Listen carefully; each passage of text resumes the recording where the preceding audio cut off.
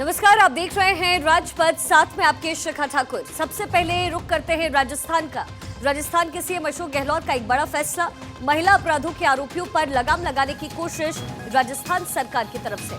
आरोपियों को नहीं मिलेगी सरकारी नौकरी, थानों में रखा जाएगा हिस्ट्री रिकॉर्ड।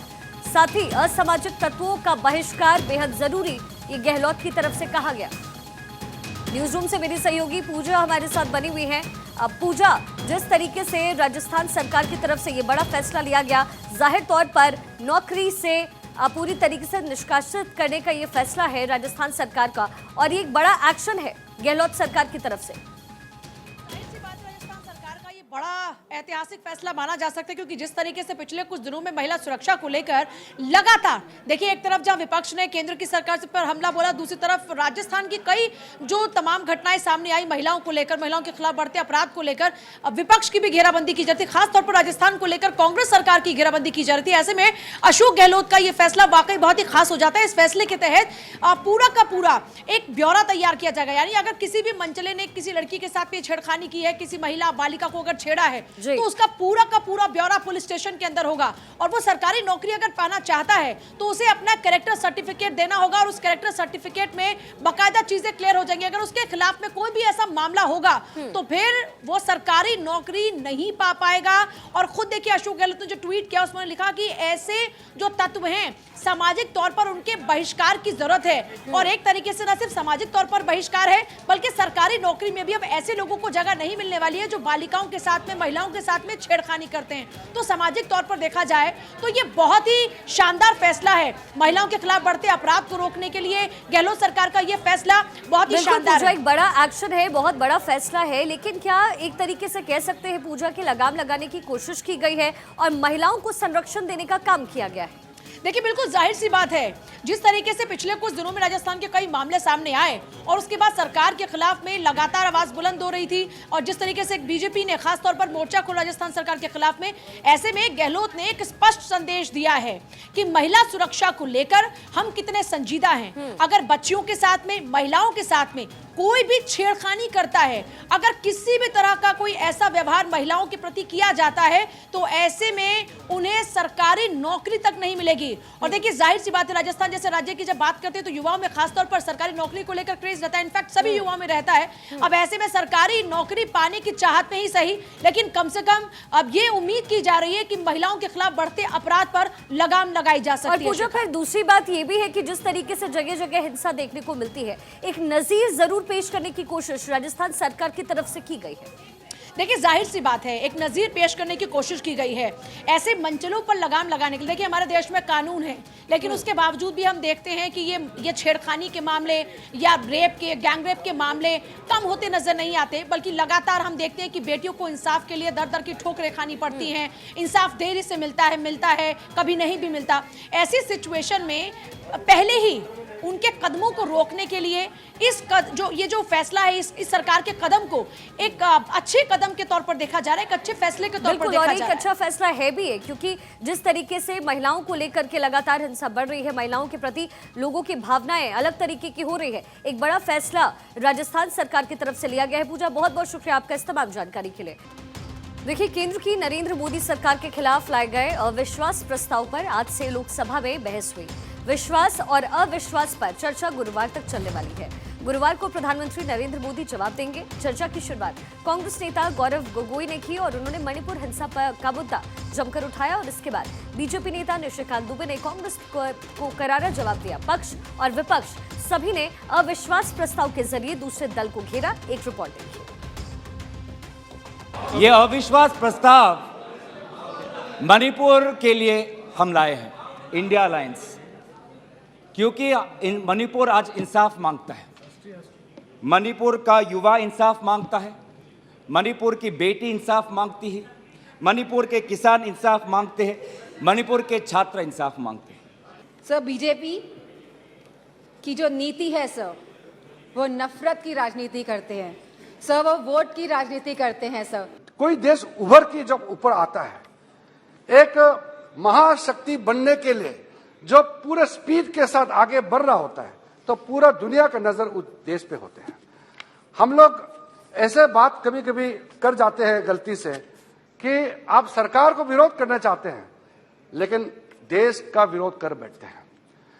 अभी आपने किसी ने बहुत मजे से बोल दिया कि यूरोपियन पार्लियामेंट ने भी इंडिया को कंडेम किया है मणिपुर को लेकर के। क्या आपको अच्छा लगता है? कल राहुल जी आए, ऐसा हंगामा हुआ, पूरी दुनिया आ गई। राहुल जी गए कब थे? हम लोग भी यहां सारे सांसद बैठे हैं और उनको जानकारी होनी चाहिए कि हम जो है बजट सेशन में यहां आए थे, मार्च अप्रैल में यहां आए थे ना। राहुल जी थे बजट सेशन में कि नहीं थे ना? इसके बाद हम लोग मानसून सेशन में आए, राहुल जी हैं कि नहीं मानसून सेशन में? राहुल जी गए कहां थे?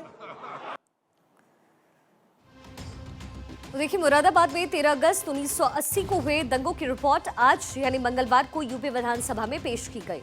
43 साल बाद यूपी सरकार ने इस रिपोर्ट को सार्वजनिक किया। इस दंगे में 83 लोगों की मौत हुई थी। दंगे की जांच जस्टिस MP सक्सेना की अगुवाई में गठित आयोग से करवाई गई थी। आयोग ने 3 साल में ही सन 1983 में अपनी रिपोर्ट भी सौंप दी, लेकिन किसी भी सरकार ने रिपोर्ट को सार्वजनिक नहीं किया। योगी सरकार ने अपने दूसरे कार्यकाल में इस रिपोर्ट को विधानसभा में सार्वजनिक किया है। मुरादाबाद का दंगा एक उत्तर प्रदेश के माथे पर धब्बा था और जो रिपोर्ट छिपा करके दबा करके रखने का काम किया गया था, हमारी सरकार ने उस रिपोर्ट को जनता के सामने लाने का फैसला किया है। आज सदन के पटल पर भी विधानसभा में रखा जा चुका है और हम लोगों की मंशा यही है कि सच जनता जाने, प्रदेश जाने, देश जाने किस प्रकार से तुष्टीकरण की घिनौनी और घटिया राजनीति करके देश का, प्रदेश का कितना बड़ा नुकसान कांग्रेस हो, चाहे सपा हो, चाहे बसपा हो, ये इन राजनीतिक दलों ने किया है। आज उत्तर प्रदेश दंगा मुक्त है, उत्तर प्रदेश अपराध से मुक्ति की ओर बढ़ रहा है, उत्तर प्रदेश विकास के एक नए कीर्तिमान गढ़ रहा है। लेकिन भारतीय जनता पार्टी तो वर्तमान समय में 6 वर्ष से उत्तर प्रदेश में है। देश में 10 साल से मोदी जी की सरकार है, जानबूझ करके आंकड़े फर्जी दे रही है। यहाँ बेरोजगारी बढ़ रही है, महंगाई बढ़ रही है। इसको कौन छुपा रहा है? बीजेपी छुपा रही है, जानबूझ करके छुपा रही है। ज्वलंत मुद्दों से ध्यान हटाने के लिए इस तरीके की शिगुफेबाजी बीजेपी कर रही है। विपक्ष का हम सबको लगता है कि एकमात्र एजेंडा है कि सरकार की हर अच्छी सकारात्मक चीज़ का आलोचना करना। आज उत्तर प्रदेश की योगी सरकार हमारी, ये लॉ एंड ऑर्डर, कानून व्यवस्था के लिए जानी जाती है। हमने लगातार उत्तर प्रदेश को विकास की तरफ आगे बढ़ाने के लिए ईमानदारी से काम किया है और वो काम धरातल पर दिख रहा है। 1980 की घटना है और 43 इयर्स में वह रिपोर्ट आ रही है। तो क्या यह जांच रिपोर्ट बहुत पहले आ चुकी थी, सदन में अब रखा गया, या कब आई थी, सदन के पटल पर रखा क्यों नहीं गया? क्या आज अगर आई है तो फिर वो जो लोग जांच अधिकारी उसमें नामित है, क्या अभी तक उन्हीं की रिपोर्ट है या कोई और इसमें बीच में किसी की रिपोर्ट आई है? इसमें बहुत सारे सवाल निकल के आएंगे। थोड़ा सा इंतजार करना पड़ेगा, देख लें कि उसकी क्या एथेंटिटी है, मतलब वह रिपोर्ट पहले से आकर गई है और पटल पे आई है या अभी आई है रिपोर्ट ही जो पटल पर रखी गई है। और देखिए, अब आपको बताते हैं कि किस सक्सेना आयोग की रिपोर्ट में क्या कुछ कहा गया। मुरादाबाद दंगा पूर्व नियोजित था, इस रिपोर्ट में इसका जिक्र किया गया। इसके साथ ही दंगे के लिए सरकारी अधिकारी, कर्मचारी और हिंदू उत्तरदायित्व नहीं थे। दंगे में आम मुसलमान भी जिम्मेदार नहीं। RSS और बीजेपी की भी कोई भूमिका उस दंगे में नहीं थी। मुस्लिम लीग के नेता डॉक्टर शमीम अहमद और डॉक्टर हामिद हुसैन इसके लिए जिम्मेदार। ईद की नमाज के बाद साजिश के तहत अफवाह फैलाई गई। दंगे में अधिकांश लोगों की मौत भगदड़ के चलते हुई। दंगे में 83 लोगों की मौत हुई और आज इसकी रिपोर्ट यूपी की विधानसभा में योगी सरकार की तरफ से पेश किया गया।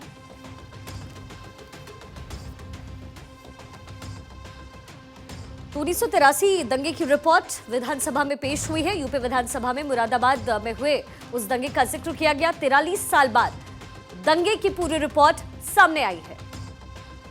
और इसी बीच योगी सरकार के इस फैसले को दंगा पीड़ितों ने शुक्रिया कहा। लोगों ने कहा कि देर से ही सही, किसी सरकार को तो दंगा पीड़ितों की याद आई। देखिए,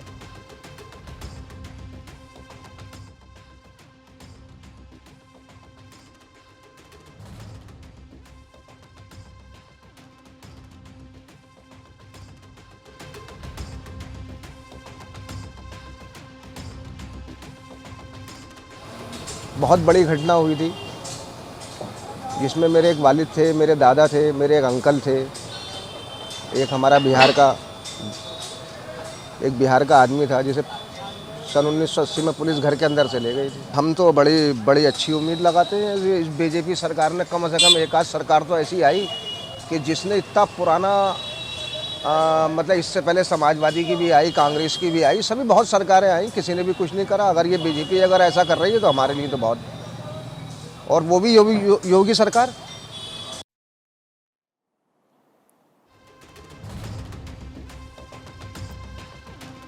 तो 43 साल बाद इस दंगे की रिपोर्ट आई है। 1980 में दंगे में 83 लोगों की जान चली गई थी और यूपी विधानसभा में मुरादाबाद दंगे की रिपोर्ट सौंपी गई है उत्तर प्रदेश सरकार की तरफ से।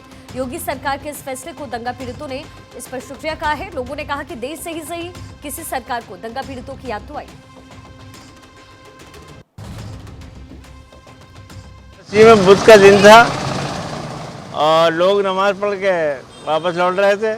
उस वक्त हम लोग वहाँ से वापस आ चुके थे, क्योंकि हमने नमाज़ पढ़ी थी जामजा में, हमारे वालिद ने पढ़ी थी ईदगाह में। वालिद का इंतज़ार करा, वालिद भी आ गए लौट करके घर। आने के बाद उसमें फिर ये इन्होंने हमारे घर के दरवाजे के किवाड़ तोड़े। पीएसी गाड़ी ने, पीएसी जो आई लगाई ने इन्होंने वहाँ पे, पीएसी गाड़ी जब आई है तो वो राउंड चलाते हुए गोली आई। ईदगाह पे किसी ने कह दिया कि यहाँ नवाज में सुअर आ गया, लेकिन वो सुअर नहीं थे। मुगलपुरा के 24 डोलाई को जख्मी एक इंचार्ज थे जो प्लास्टर बांधे हुए थे। इसी उसको लेकर लोगों ने सोचा सचमुच सुअर आ गया और उसमें भगदड़ मच गई, जिसमें भाग में बहुत लोग मरे और कुछ पुलिस को मारने को चले तो पुलिस ने मारे।